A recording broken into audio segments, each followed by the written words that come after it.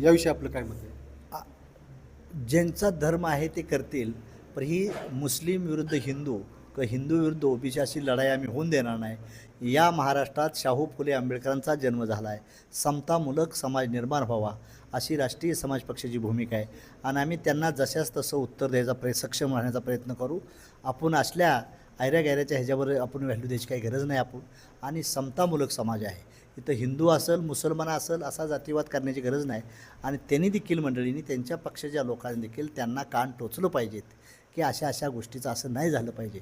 पण आम्ही समतामूलक, आम्ही मुसलमानच्या बाजूचा असू, हिंदूंच्या बाजूचा आहे, ख्रिश्चनांच्या बाजूचा आहे, सर्व समाजाच्या बाजूला आम्ही न्याय देण्याची राष्ट्रीय समाज पक्षाची भूमिका असेल. माढा लोकसभा मतदारसंघामध्ये राष्ट्रीय समाज पक्षाची पुढील रणनीती काय असेल?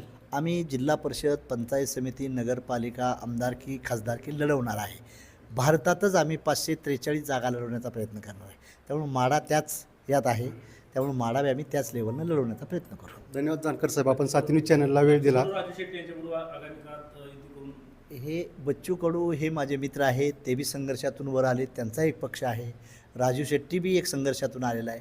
उद्या एकमेकाच्या, आज तरी आम्ही शेतकऱ्याच्या दृष्टीनं उपेक्षिताच्या लोकांसाठी आम्ही एकत्र यायचा प्रयत्न केलेला आहे आणि योग्य वेळी आम्ही आमचा संगम होईल. डेफिनेटली आज सध्याला त्यांचं तिघांचं पक्ष आम्ही वाढवणार आहे आणि भाजपची आणि ह्या मित्र पक्षाची ताकद कमी होण्यासाठी आम्हाला जे जे काही करता येईल आणि आमची ताकद कशी वाढवता येईल ह्याचा प्रयत्न आम्ही करणार आहे. आता आरक्षण जाहीर झालेलं आहे, प्रत्येक गावामधून तुमचे पॅनल पडतील, जिल्ह्यामधून सुद्धा तुमचे पडतील. आता ते जिल्हाध्यक्ष, तालुकाध्यक्षांची जिम्मेदारी आहे.